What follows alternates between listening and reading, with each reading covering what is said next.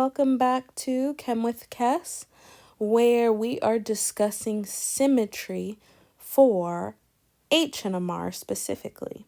Symmetry is going to carry over into CNMR. I'm actually going to use the exact same problems that we use here into the next section. Now, aren't you so glad I am doing problems today? So that's the only way we can solve these, in all honesty. So I have 12 problems here. Yes, I need to make sure you understand symmetry, because if you can't do symmetry quickly, you won't know how many signals you have in a chart. And don't worry, I'm gonna make sure that we go through tons of practice here. So as you see, I did 6 problems here.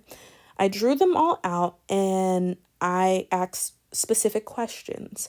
How many total carbons are in the picture? In each one of them, I wrote them out for you to save us some time. Now, when it comes down to dealing with symmetry, so let's go to problem number 1.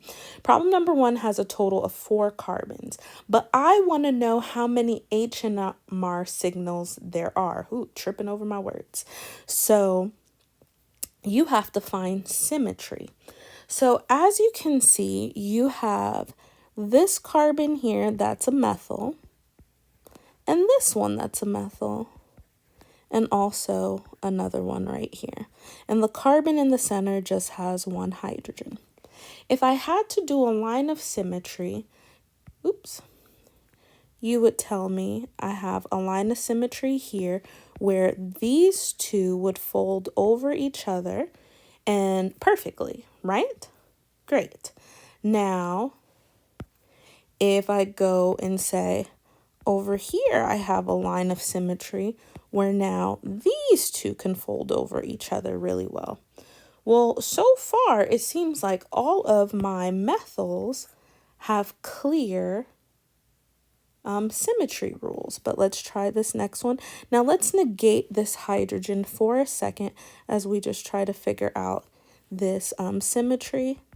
If I do another line here, I now have these two CH3s that are all symmetrical.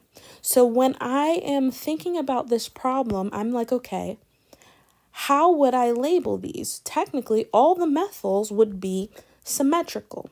When using HNMR, I want you to label these with letters. So I'm now going to say, this is A, this is A, and this is A. So I'm stating that all the methyls are equivalent.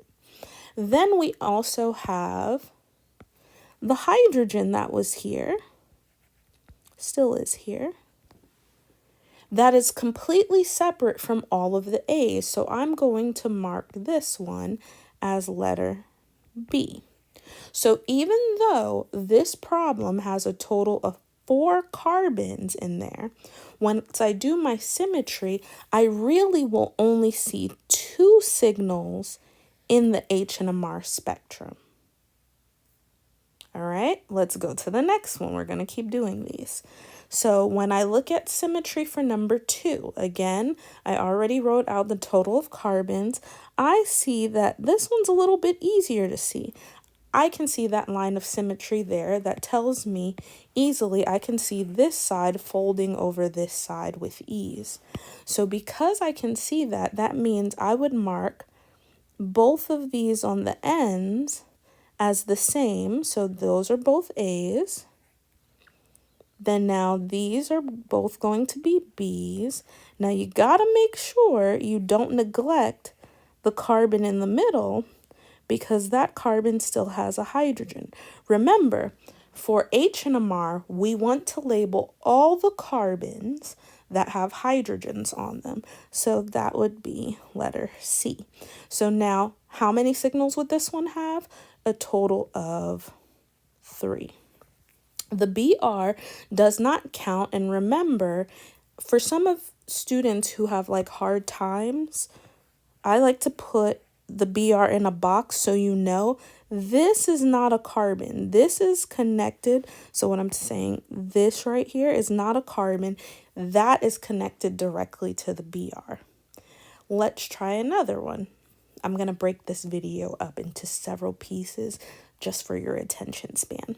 So when it comes to the next part for number 3, you're going to see, okay, this one looks a little funny, but now you're going to start training your eyes to see, what could I do? Now remember, for single bond alkanes, rotation is easy. So if I need to rotate this to see that there's a clean line of symmetry that goes here, because now I'm saying these 2 carbons are the same, these 2 carbons, these methyls are the same, but also this methyl is equivalent to this one. So you have to pay attention and do some practice with these. So what I'm saying is, I see a clear line of symmetry here as well, and here where the methyls are, these CH3s. Now for all of these, those are all symmetrical. Now I kept them all in the same color, so that way you would see that all of them are the same. Because remember, why are they all the same?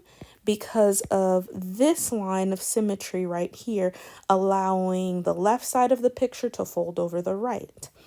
Continuing on to the next one, we now would see that we have this carbon here is the same. So these 2 carbons are the same, so both of these would be B. And then you have the last carbons, this one right here, which would be C. Now look at this. This problem had the nerve to have 8 carbons in it, but when I'm looking at the HNMR spectrum, I'm only going to see 3 signals. So the moral of the story is, do not be fooled by the total of number of carbons in the picture. You need to understand symmetry in order to find the real number that's going to show up. Let me know if you have any questions. So go ahead and do numbers 4, 5, and 6. Check them out on the next video. Okay? All right, so go practice and we'll be back with the answers.